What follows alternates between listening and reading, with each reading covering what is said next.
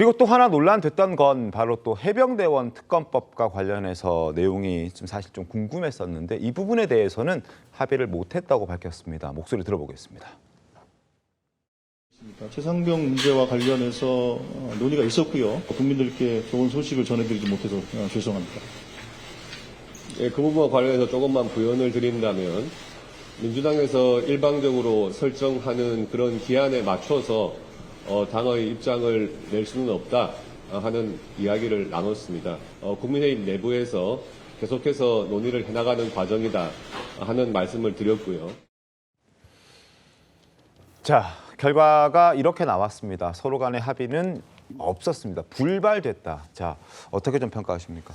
조금 안타까운 거죠. 왜 그러냐면 지금 민주당에서 이번 회담을 하기 전에 네. 그 한동훈 대표가 얘기하는 뭐 이 제보 조작이라든지 여러 가지 조건에 대해 다 수용하겠다라고 지금 민주당에서 밝혔거든요. 네. 그럼에도 불구하고 한동훈 대표가 당내 장악력이 아직 완벽하지 못하다는 것을 다시 한번 여실히 드러났다고 저는 보이고요. 네. 그런 면에서라면 이 최병 특검법과 관련해 가지고 죄송합니다.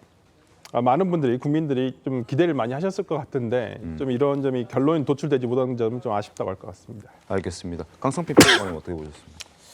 일단 한 글자로 한 단어로 표현하면 빈손이었던 것 같습니다. 빈손이었다. 네, 이번 회담의 평가를. 그러니까 저희 민주당으로서는 사실 회담을 하기 전부터 한동훈 대표와의 회담에 대한 실효성에 대해서 의문이 있었던 건 사실입니다.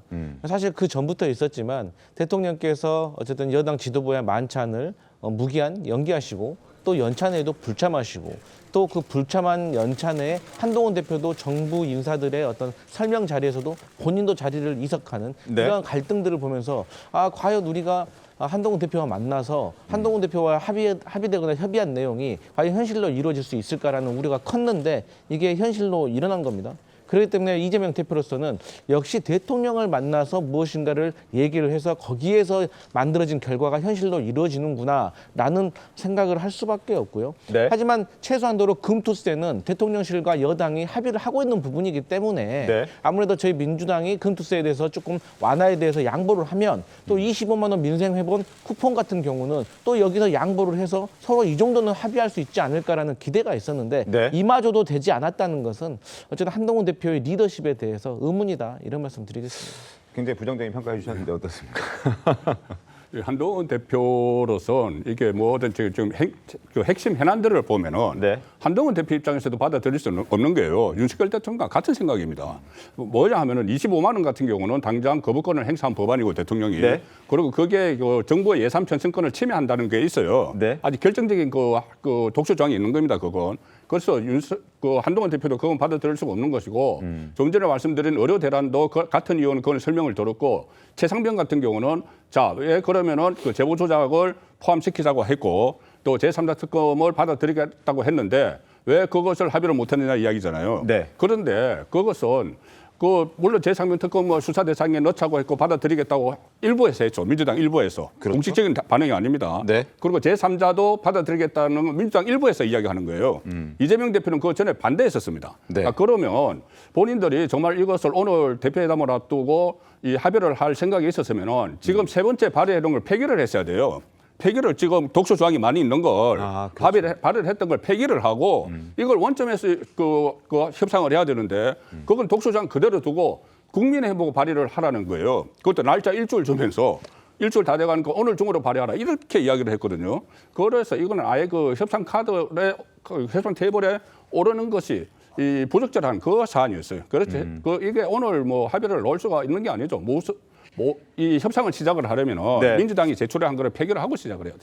알겠습니다. 그리고 복지 그 25만 원 지원과 관련해서는 일단 한동훈 대표는 현금하는 건 받을 수 없다라는 입장을 밝혔고 일률적인 복지보다는 또 사람마다 상황이 다르고 또 필요한 어떤 혜택들이 다르기 때문에 거기에 맞춰서 일단 하자는 그런 입장을 오늘 밝혔던 것 같습니다.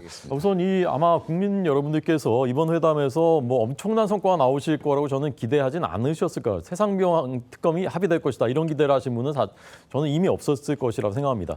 그런 저도 사실 기대치가 이렇게 높진 않았는데 제가 보는 관점에서는 네. 제 기대보다는 꽤나 합의가 좋은 합의들이 나왔다고 생각하는데요.